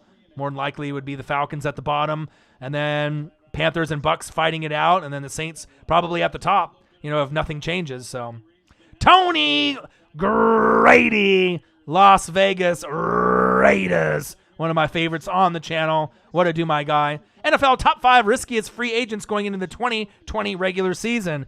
Since you just came into the room, I can start the show over, and I just go over some of the names that got released today, some of the guys that got franchise tagged. So I did, and I do this for everyone, you know what I mean? Especially the people that I really care about and the people that comment, the people that donate, you know what I mean? It doesn't matter. I can redo the show multiple times in a stream. Most streamers wouldn't do that, but I don't know how long you have to be in the chat, so I figured I'll do it for you. NFL riskiest free agents going into the 2020 regular season. I hope you're doing great, Tony Grady. Number 5, Melvin Gordon, running back. Is he the right fit? 26 years old, 3.8 yards per carry. Austin Eckler got the money. Can he be a solo workhorse? We don't know. I heard the Buffalo Bills are interested, but I don't know if he'll ever be the same running back again, especially going through that lockout, that holdout, right? And then coming to the team this year thinking, I'm the man. And they said, see you later. No, you're not. Austin Eckler, here's the money. That's big facts. Number 4, Hall of Famer offensive tackle Jason Peters. The Eagles said, see ya. You are a first ballot Hall of Famer, but you're 38. Can he finish a 16-game season or 17? We don't know. Missed 7 games in 2017. Missed 3 in 2019. But he could still make an impact for a team if you don't overpay. But that's the problem. Someone will overpay. Number 3, a one-trick pony. He can go deep. He's on the Jets. He wants 12 to 15 million. What? Robbie Anderson. He is not a Deshaun Jackson. 11th in deep receiving yards since 2016. He can win you a fantasy matchup for a week, but then the next week he can lose it for you. And that's big facts. He's never had a 1,000-yard season, and he's an undrafted player.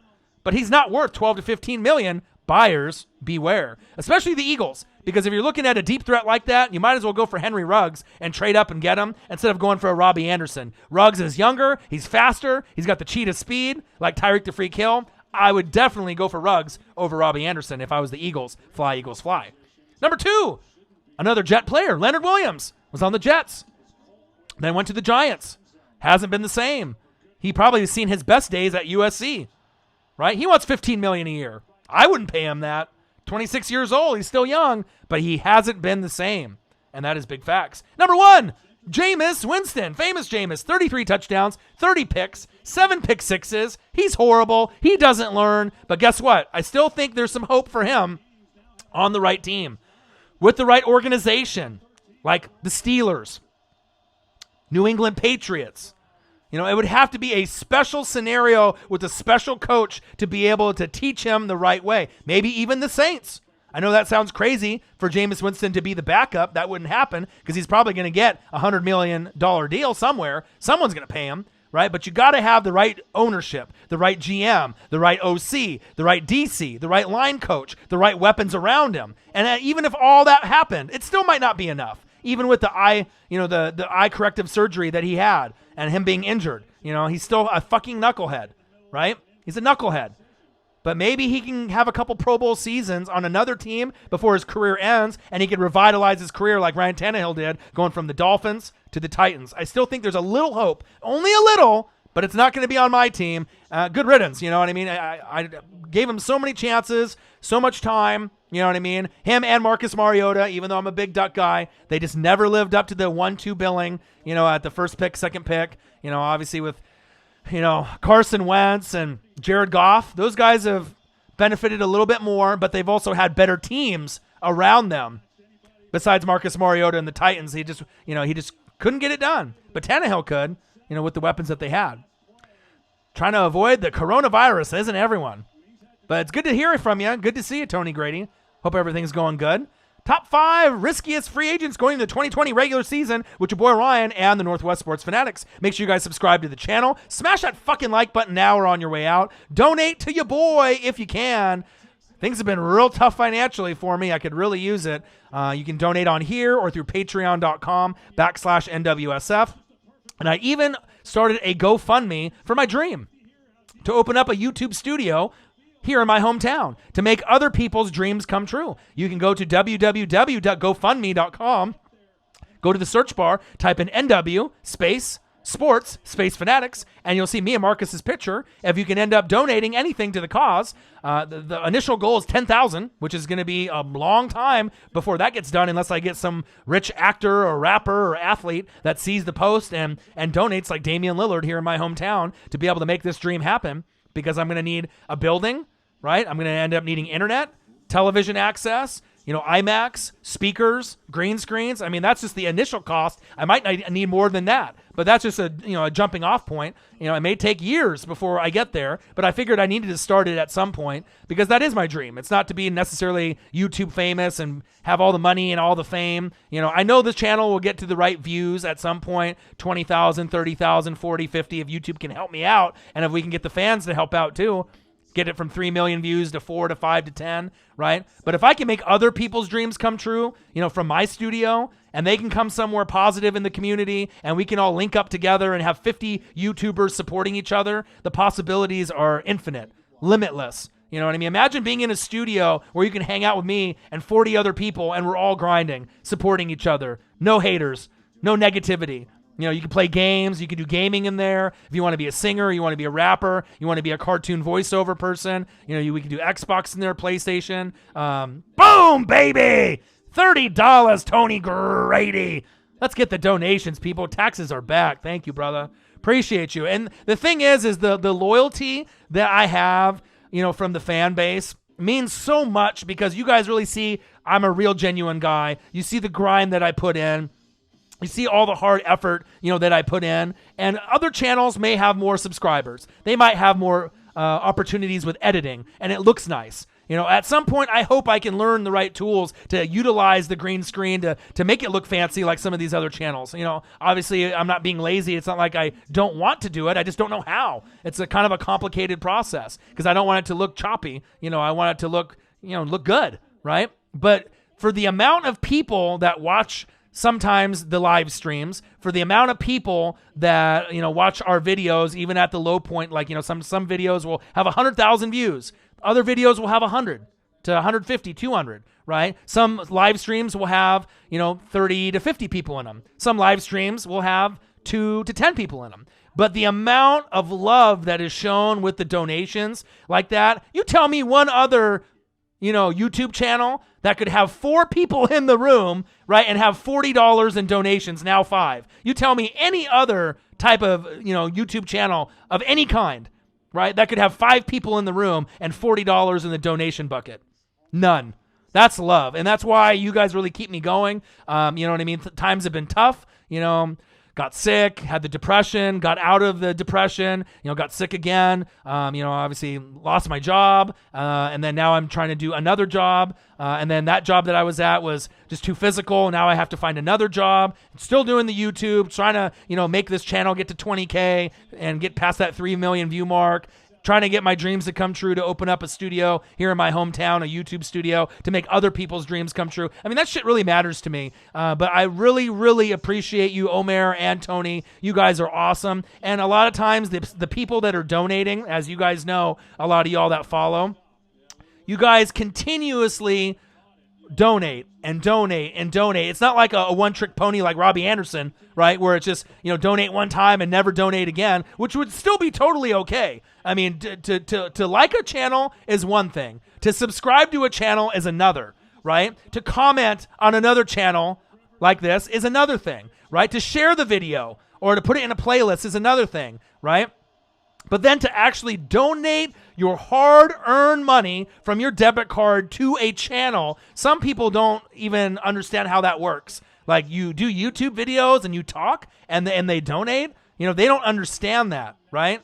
But it means so much, because you guys understand how much time and effort, hard work that I put into the channel, how much research I do, how much reading I do, how much tape that I watch. You know what I mean? I make it interesting. I make it fun. I have a personality. I'm real. I'm genuine. But it's so awesome to be able to feel loved that way, with these big donations. Because I've seen other channels out there, that'll have 40,000 subscribers, like double of what we have, 60, 80, 100. And once in a while, I'll just dip into their stream to see what kind of donations that they're getting. And a lot of these bigger channels, they'll have more views than our channel here, but they don't have nearly the same amount of dollar amount per donation. They might get $1 here, $2 here, $5 here, but I don't see too many big donations of like $10 or more from a lot of those bigger stations and bigger channels that are established.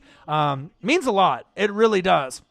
Especially at times when I look in my wallet or I look in my, and my debit card, I go into my, Chase account and it's like, you have 30 cents. Buh. That's not good. You know what I mean? Like when you get to that point when you're broke and you have no money and you've paid all your bills and paid your rent and you literally have no money, sometimes there's been times where it's like, I have no money to eat. Like I'm eating fucking Top Ramen like 5 days in a row. You know how depressing that is? You know what I mean? To have a dream and to grind and then to try to do a full-time job or part-time job and do the YouTube, and do all that. It's so tough sometimes mentally, you know what I mean? But I've always been mentally strong. I always give it my all. And I really do appreciate you guys so much. I mean, it means a lot, you know what I mean? Because like I said, I'm never going to quit. Obviously a lot of you all know and some of you don't know, I sacrificed a PSA 9 Michael Jordan rookie card, 1986 Fleer, worth $5,000 to $7,000, right? That I got on eBay when I was 21 in 2003. I got it for $1,000 on eBay in an auction. I won it out of like 50 people when it was worth like $2,500 when the market was down, and I ended up selling it for the iMac that I'm on, the speakers, the microphones, the green screen for like $5,000 a couple years ago. Now it's worth like $6,000 to $7,000. Once he passes away, it's going to be worth like $15,000 to $20,000.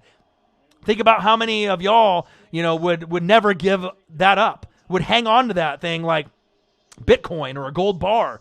You know what I mean? That's like your baby. And I'm a toy collector and a memorabilia collector. So I got Jerry Rice autographed footballs. I got, 40-year-old virgin status toy collection. I got all kinds of different memorabilia and toys. Lots of money in that stuff. But by far, the Michael Jordan rookie card was my most prized possession of my entire life. And at some point, I'm going to get it back. But obviously, I believed in myself. I believed in me and Marcus and the channel enough to sacrifice it for myself and for the dream. And so that's why you're never going to see your boy quit. I'm always going to keep grinding.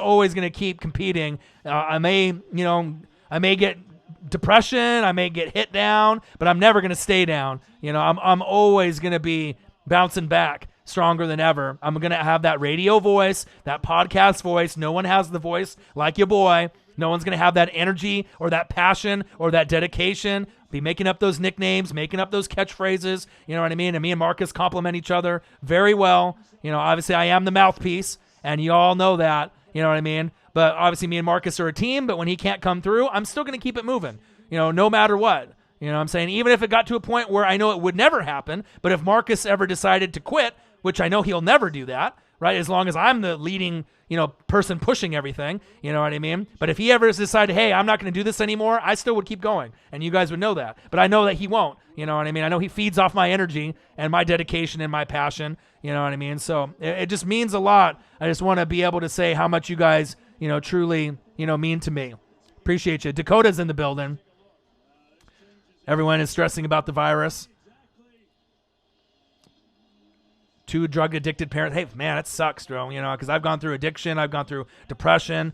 And I'm going to tell you something right now, right, just for the people that are here. And, my girlfriend isn't here right now. She's gone, at a birthday party for her and her daughter, right? And I have never said this on the channel before. So for the people that are in the building right here, to kind of understand where I'm coming from, I've never said this before ever on the channel, regardless if she's here or not here. But imagine this, okay? And this is me being real, right? Imagine you're me, right? And imagine you have a dream, right? And I had this dream before I met my girlfriend. I've been with her for about 5 years, right?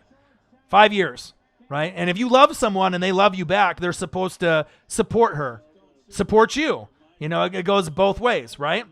Right? If you really love someone and you've been with someone that long, you got to support them no matter what, right? My girlfriend doesn't believe in me. Think about that. She doesn't believe in this. She doesn't believe in the dream. She doesn't believe in me. I don't know if it's just because she's jealous that I have a platform like this and she doesn't have something like this in her life. If she is just depressed on her job that she's working from home, right? But imagine knowing that the person that is supposed to love you and you're supposed to love them, that they don't believe in you. And she's seen people donate, with no editing, one take videos, and we've done, 800, 900, videos. There's been, streams that I've made $300 or $400 in one game, right? How can you not believe in me? With my energy and my passion, you know what I mean? Think about that. You know what I mean? It's one of those things that's really, it's tough, you know what I mean? Because, you would hope that I don't need anyone checking up on me. Yeah, it would be nice if some of my friends checked up on me, but everyone is busy doing their own thing, right? But just imagine, and I finally got her to say it out loud and admit it to me, and I've already known it for a long time. And that doesn't mean that you have to watch all my videos or share my videos on Facebook or listen to them. If you're not into sports, you're not into sports. That's fine, right? And stuff. But to not believe in me, and my dream, and what I'm doing with the channel, to build a channel from nothing, right, to 20,000 subscribers and 3 million views. Do you think anybody could do that on YouTube? Do you really think that anyone could hop on YouTube and talk and they're instantly going to be like, oh, I'm at 3 million views, or, oh, I'm at 20,000 subscribers. I have no editing on the channel. Sometimes I'll do it by myself or with Marcus, you know what I mean? And it's one of those things it's really hurtful, you know what I mean? But I got to keep grinding. I got to keep moving. But, I've never shared that with anyone. So you guys are kind of the limited few, you know what I mean? But these are the type of things that I have to go through, you know what I mean? Where things have been said where the only people that have dreams are that are single. That's what was told to me. Only people that are single have dreams. So you're telling me if someone's an aspiring rapper or they want to become a doctor or they have any type of dream of going to school, that the only people that have those type of visions and dreams are single people? Come on. You know what I mean? Crazy. And I told her, you know what, if you had a YouTube channel and you were grinding, I wouldn't give you a guilt trip for not hanging out with me as much. I would support you to the end. But maybe that's the jealousy factor, the way that I connect and I vibe, with certain people, the people open up to me and not her. I have something that, that is special. But the thing is, I had this dream even before I met her, right? And I've been grinding on this thing since 2013. Think about how many thousands of fucking hours I've put in. You know what I mean? So these are some of the everyday battles that I go with, you know what I mean, to be able to record and to be able to hang out with y'all. You know what I mean? Maybe doesn't see the future with me. Maybe once I get big, right? Maybe thinking that I'm going to be with someone else that actually does love me and support me, instead of just being like a roommate. It hurts. It hurts. You know what I mean? But like I said, I got big dreams and, I'm going to keep grinding. You know what I mean? But that's just, some of my personal life. So you guys kind of know where I'm at, the sacrifices that I've made, in my life with the PSA 9 Jordan rookie card, my most prized possession ever, having, people not believing in me that should be believing in me, even after seeing the success, you know what I mean? And we're not anywhere near, and it's not like I want to become famous and it's not like I need all this big money.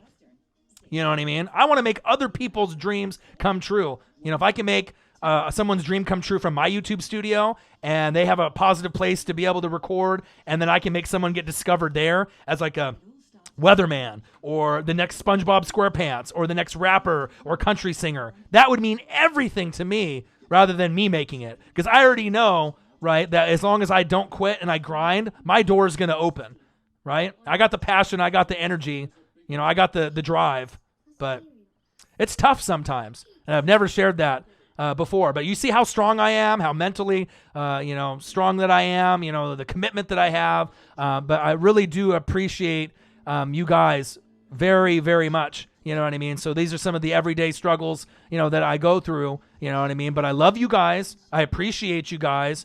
And I'm always going to be there. And like I said, there may be times where, someone, there's an illness in the family, or I get sick, or, maybe I get depressed or something happens, but more than likely I'll miss you guys way too much, and I'll climb out of my hole, out of that rut that I'm in after a week and a half or 2 weeks, because I just can't go that long without recording. I mean, I truly love it. This is my passion, my dream. I have a gift, it's special, and I'm going to run with it. And Omer Muich, $10.19. Tony Grady, $30. Amazing, man. Way to really make my life, have that purpose, because I mean, even if I wasn't getting the donations and still just having the conversations and the messages on the chat, that means everything. You know what I mean? But just to be able to have those talks and being able to connect with the people on the chat, right? Because we never used to do live streams in the first 2 years. It was just reaction videos. No money was coming in, and you really didn't get to know me or Marcus on a more of a personal level. But then now when I started to decide, all right, hey, I'm going to move the equipment to my house, since it is mine, we're going to be able to do the live streams, let people know who I am, kind of open up. And then this is the way that you guys show love. It's just awesome. Appreciate you guys very, very much. So I think that's pretty much it. If anyone else has anything, no, it's okay, Tess. Hey, I appreciate you because I know you care about me too. I care about you because I've never had a moderator on the channel. I knew at some point it was going to happen. Someone was either going to ask or I would, designate someone to do it. And I knew that once I have someone to do it, they're probably going to have the job for as long as they want it. So, I mean, as long as the channel is going on, which is going to be forever, as long as I'm breathing, you got a job, with the moderating, and I know you enjoy it. It's cool, right? You know what I mean? You love Saints football. You appreciate me and Marcus. You know what I mean? You can weed out some of the comments and the dumbass things some of the trollers are trying to do, and then you can chime in, and I show love to you, and you show love back, and I appreciate you, very much, and everyone that's in the chat right now as well. Appreciate you guys. So NFL Top 5 Riskiest free agents going into the 2020 regular season. Make sure you guys subscribe to the channel. Smash that like button either now or on your way out. Donate to your boy like Omer and Tony Grady did. $10.19. He said, love you, brother. Be safe out there in Oregon. This COVID-19 is no joke. And Tony Grady, Las Vegas Raiders. $30. Woo! Let's get the donations, people. Taxes are back. And that's the thing. Some people will donate, some people won't, right? You know what I mean? But the people that do and the amounts that they do is just, it's just mind-blowing. It just really touches the heart, you know what I mean? For all that hard work, you know, that I put in. And sometimes if it was another YouTuber, if they saw 4, 5, 6 people in the room when maybe they want 100 or 200 or 300 in the room and they get discouraged, right? But the amount of views on the videos and the amount of people in the room doesn't affect me like other YouTubers where they would get really down and discouraged. Because look, I mean, you can have a small amount of people in the room or not a lot of people watching the video, but all it takes is 1 or 2 people to be able to do amazing things. Like Omer could have donated $1 and it would have been awesome to me. Tony Grady could have donated $1 and it would be awesome, right? But just the fact that they went out of their way, right, to donate $10.19 and $30, $40, that would be like 40 people in the room donating $1. But instead, they're just dropping the mic and doing $10 and $30. Fucking amazing, man. Love you guys very, very much. Well, I think that's pretty much it. I don't think I have anything really else to go on. I just wanted to do a stream for about an hour and a half. But if there's anyone that's in the chat still that has anything that they want for me to go over, you know, comment below. Obviously, you can go to the Twitter, Orion_NWSF. If you follow me, I'll follow you back. I retweet probably 20 to 50 things a day. Everything that's sport related or, you know, something that I feel that's important, you know, that's in the news. So if you're looking for a place to be able to get all your news and not go to Bleacher app, ESPN app, NFL app, if you have Twitter, sign up, or if you already have one, follow me. And then you can just go down my feed, and I'll have all the top stories just on my feed. And a lot of people do that. You know, they'll just go to my feed and read the 10 articles that I retweeted, and then you get all your top news right there. If anyone gets signed, I retweet it. You know, if someone gets cut, I retweet it. You know, so I'm more of like a... almost like an ESPN. You know, I'm not just doing personal things like, hey, I went to the bathroom, or hey, I went to go get toilet paper at the grocery store. I don't really do a lot of that. A lot of the things is I'm, you know, retweeting important stories and articles that I can go back and read on my own as well. You can also go to our Instagram, just Northwest NW Sport Fanatics. You can go there, check it out. Obviously, you can go to the GoFundMe, www.gofundme.com. Type into the search bar NW space sports space fanatics. And then you can obviously look to donate there. Or if you want to go to patreon.com/NWSF, you can donate there. At some point, I'll probably end up having my Cash App on there or Venmo, you know, for anyone that wants to donate in other venues. You know, people have asked me all the time if I got Cash App. I do. I don't have a Venmo, but maybe I'll get one of those as well, especially once we get back into football season. Hopefully this coronavirus will be under control. Obviously, I'm not sure about the NFL draft, if it's going to be under control that soon, but hopefully by the time college football and NFL comes around, my favorite time of year, that everything is a little bit calmed down where we can actually, you know, go over the games and watch games, because, I mean, I love baseball. You know, I'm not really as big into the NBA. You know, wrestling, you guys know I love that too. But if we lost football, gosh, that would be crushing. You know what I mean? I know XFL went down, and that was pretty fun to watch while it lasted. But there's nothing like the NFL and college football in my eyes. I mean, NFL, college football, wrestling, those are at my top. But especially NFL and college football. So... But I appreciate you guys very much. NFL Top 5 Riskiest Free Agents going into the 2020 regular season. Make sure you guys subscribe to the channel. Smash that like button either now or on your way out. Donate to your boy. And if you're looking for merch, Northwest Sports Fanatic merch, link is below every video on our YouTube page. And make sure to show some love to Tess, the best moderator on YouTube, period. Part of the Fanatic family. So is there anybody else that's in the chat now that has any type of comments? Comment now. Otherwise, I will probably be ending the chat here in just like 2 minutes or so. Anything that you want to go over, anything that you want to say, just say no to coronavirus. Yeah, say yes to corona, but no to coronavirus. So all the holidays and things are, you know, getting cut off, March, April, and then the next holiday is what? Cinco de Mayo, sponsored by Corona. Figure that. So hopefully everything is good. Don't forget to wash your hands and keep them away from your face. Definitely. But I love you guys. Appreciate you guys. Hopefully I'm going to be able to, Marcus, like I said, I talked to him today. So he's going to try to come over Saturday and Sunday, or Saturday or Sunday, to maybe do a reaction video of maybe some of the college studs that are coming in. If you guys are looking for material to watch, I did Chase Young today, Isaiah Simmons today. I know, Tess, you obviously made a little comment on there. I know you watched that. Then I did Jerry Jeudy and CeeDee Lamb yesterday. So I got 4 awesome reaction videos with highlights that you can check out, these top studs that are going to be going in the NFL draft. I'll be doing probably, since sports is down, I'll probably end up doing like 30 of those. Like, I'll just go through each position, quarterback, running back. I'll do a Jonathan Taylor from Wisconsin. I'll do offensive lineman if I can find it on YouTube. I'll do as many as I possibly can, and I'll still be doing updated NFL news, live streams. I'm not going anywhere. So that's one thing constant. I'll always be here. But again, I love you guys with the bottom of my heart. Omer Muich, Tony Grady, amazing donations. Tess, everyone else that's in the building, Dakota, everyone that's in there. I appreciate you guys. I love you guys. I hope you guys end up having a fantastic Friday the 13th. Coronavirus? Man, this is crazy. I just still can't believe that what's happening right now. Get your toilet paper, but don't be an asshole, right? And buy 50 rolls when there's some old lady there that just needs 1 roll because she lives by herself and she needs it, but you're freaking out and you're buying 10 racks of water and 50 things of toilet paper, right? Limit yourself with the soap. You know what I mean? Not everyone can be Soulja Boy and invest in the soap company and getting rich off that now, all right? So limit with what you have. Wash your hands. Be safe. Limit your contact. But this one constant thing, I'll be here. So if you're looking for someone to just hang out with, to talk sports with, whatever, rap, food, I'll be doing whatever, whatever we need to talk about or whatever reaction video I need to do, I'll be able to keep the channel moving. I appreciate you guys. I love you guys. And again, I will be back more than likely tomorrow and Sunday, but I'm trying to do as many recordings as possible. So again, CeeDee Lamb, Jerry Jeudy, Isaiah Simmons, Chase Young. Those are reaction videos that have been done. 4. Count them, 4 live. I did 4 live, brother. I did those 4 within the last 2 days. Make sure you guys check those out. Smash the fucking like button. And I got one question for you. Who talk sports like us? Your boy Ryan. The Northwest Sports Fanatics.